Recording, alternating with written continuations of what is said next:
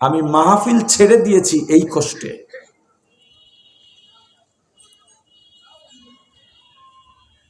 একদিন মাহফিল করলে লাখ টাকার উপর আমার কামাই আছে।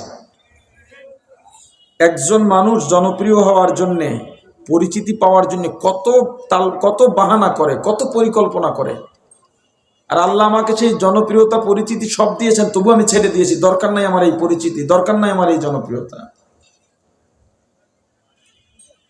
দরকার নেই। দৈনিক বিনা পুঁজিতে এইভাবে কামাই করা একজন ব্যক্তি দেখান যে বাদ দিয়া দিতে পারে। শুধুমাত্র রাত 10টার পরে বয়ান হয়, এজন্য ছেড়ে দিয়েছি মাহফিল। এটা দিন হতে পারে না। আমি এশার পরে বয়ান করে চলে গেলে আপনারা কমিটিকে ধরবেন, মাদ্রাসাওয়ালাকে ধরবেন, এটা কোন দিন? আবার বড় গলায় বলতেছেন হ্যাঁ ধরবো। এটা কোন দিন? এটা কোন ইসলাম? সবাই বড় গলায় বলতেছেন হ্যাঁ ধরবো আমরা। আশ্চর্য ব্যাপার। আপনাদের সাথে বোঝাপড়াটা আমার হলো না।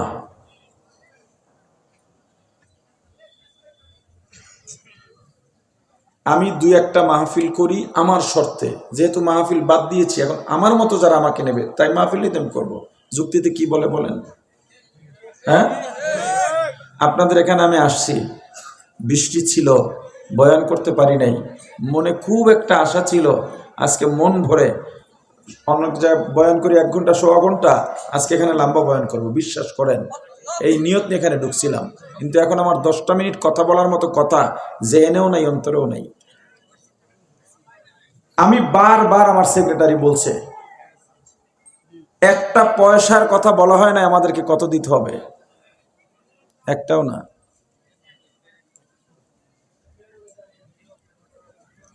এখানে আপনাদের কাছে চুক্তিবদ্ধ হইয়া চুক্তি করে আসি নাই এই টাইমে বসবো, এই কয়েক ঘন্টা বয়ান করবো, এটা আমি ঠেকা, এটা না।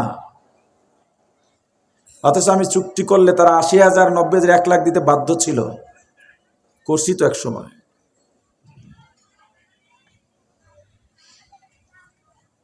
বারবার বলা হয়েছে বাদেশা বয়ান, পোস্টারে লিখে দেন, বাদেশা লেখে নেই উনি। রংপুরের মাহফিলে মাগরিবের ওই সময় বলা হয়েছে ভাই এসার পরেই কিন্তু বয়ান। বলছে ঠিক আছে, এই যে সভাপতি যিনি ভবানীপুর মাদ্রাসার হুজুর, যে ওনার বয়ানের পরেই তাকে বসাই দেওয়া হবে।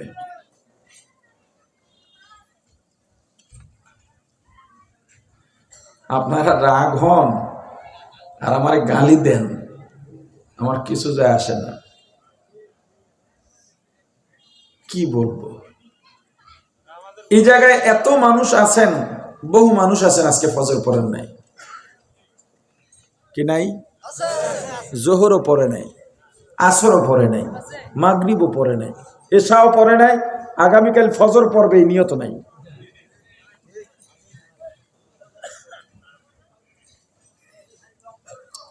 আমি যদি আগে বয়ান করে যাইতাম, আপনারা কমিটিকে ধরবেন, মাদ্রাসাওয়ালাদেরকে ধরবেন, কোন অধিকারে?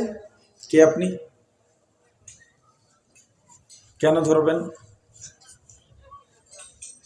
মাদ্রাসার দিন আপনার কাছে ঠেকা মনে করেন?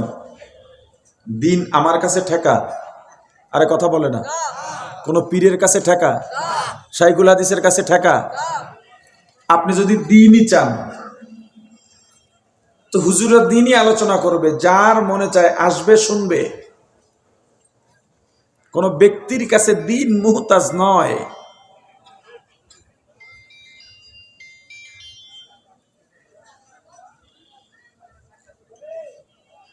এই যে আপনারা যারা আছেন এখানে, আমাকে একটা ওয়াদা দেন,